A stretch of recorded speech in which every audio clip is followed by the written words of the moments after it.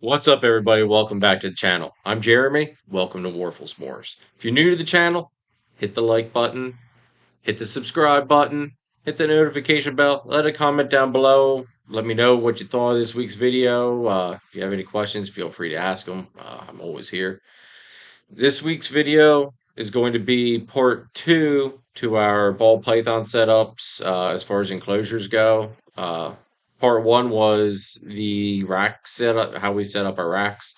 This is going to be more focused on the glass enclosure setups, how to do that, how I suggest you do it, and just kind of going step by step how to keep like the humidity in, how to uh, set everything up for it, just to make your ball python extremely comfortable, and hopefully they adjust to their new surroundings a lot quicker.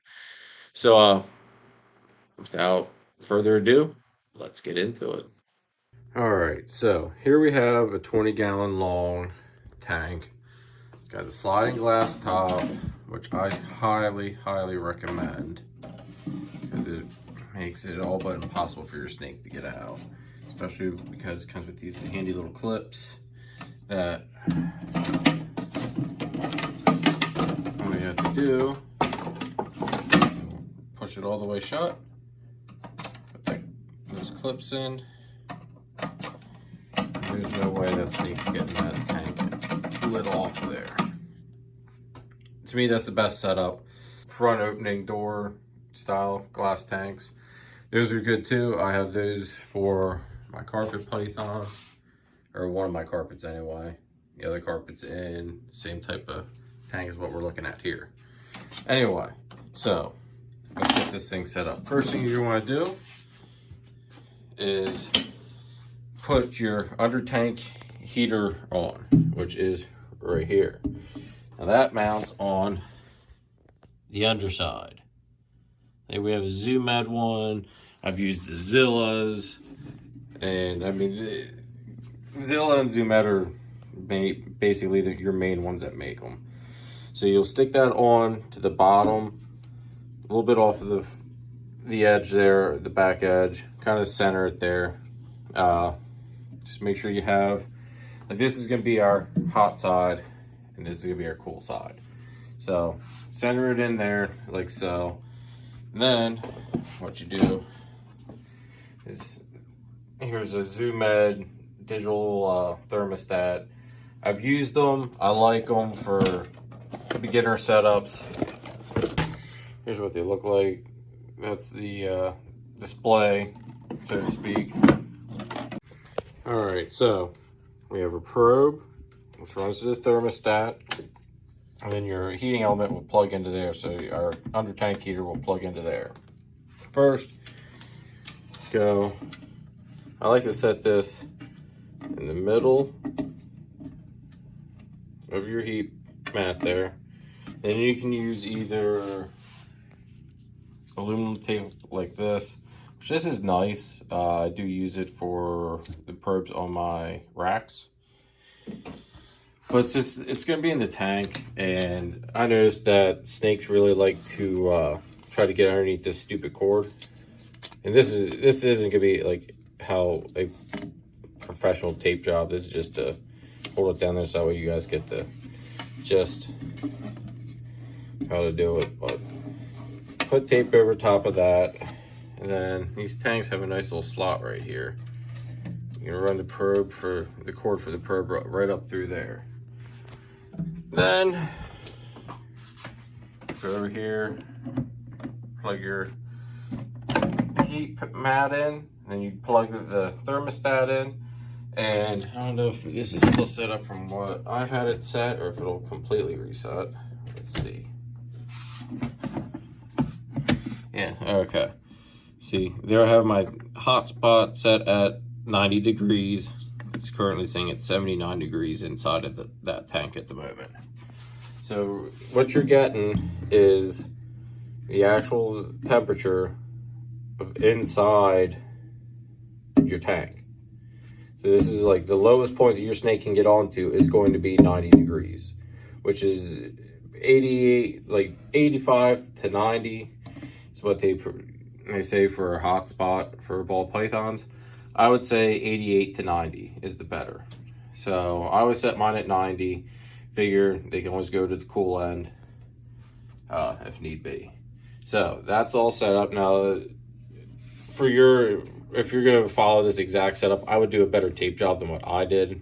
Like I said, I just kind of slapped that down there just to hold it, because after this video, I'm going to take this all apart anyway. Now, what I would do is have yourself a decent digital thermometer and hygrometer. These Zilla ones seem to be pretty decent. I've used them before on several setups. I have them one on my carpet python cage right now. But set that up.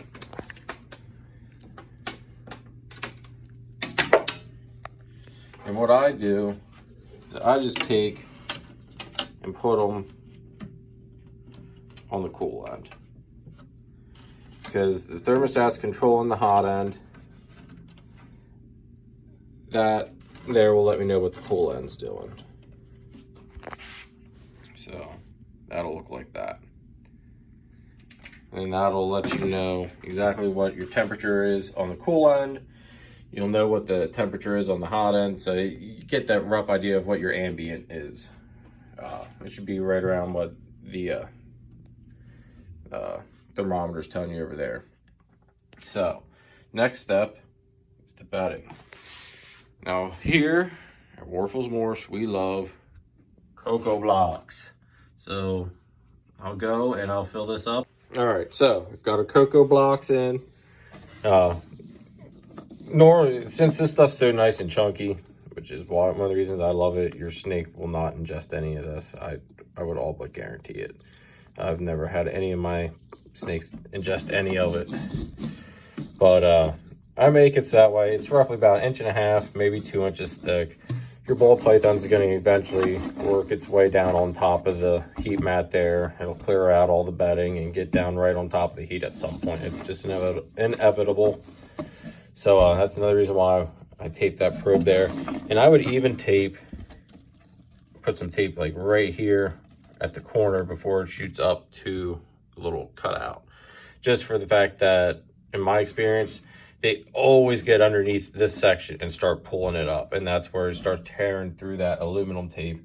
Where with this Gorilla Tape, they're not going to tear it. I've never had anyone tear it with that Gorilla Tape. But anyway, so you got your bedding all across there. An idea about how thick that is. Like I said, it's about 2 inches thick, 1.5 inches, 2 inches thick. So, next thing you want, some hides. Now, I don't go super fancy because I personally don't think ball pythons really need super fancy. You can add all your fancy little plants and all that stuff in there. But I like to give 3 hides, one over the hot spot, one kind of in the middle, and then one on the cool end. Remember, this is our cool end. So, cool, mid, hot. Now, what I'll do, I always go, I like to stick the water bowl kind of right in between here. In between your cool cave and your medium, your mid-range cave there. Stick the water bowl there, that way it's still on the cool end, it's away from the hot end, and your water still stays pretty fresh and cool and doesn't get hot and stagnant. But now as your snake gets older, you'll probably end up doing like I do and remove that middle cave, because it's going to get to the point where it needs more room. So get rid of that middle cave and just keep a cave on the cool end and on the hot end. But for your smaller hatchlings and stuff in a 20-gallon tank, you want to kind of have it cluttered up a little bit, make them feel more secure. You could add branches in there if you want. Personally, I did before. I do have, well, all my branches now are in with the carpets, as you can see. But anyway, you can throw branches in there if you want. They'll use them to an extent. Flowers, flowery looking plastic plants you throw in there just to help give them some security if need be. It's kind of all personal preference.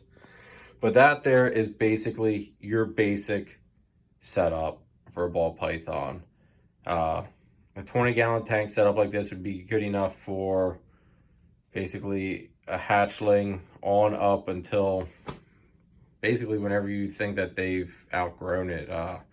You have to remember ball pythons like tight spaces, so I wouldn't be afraid of keeping, just going off of my male sizes here.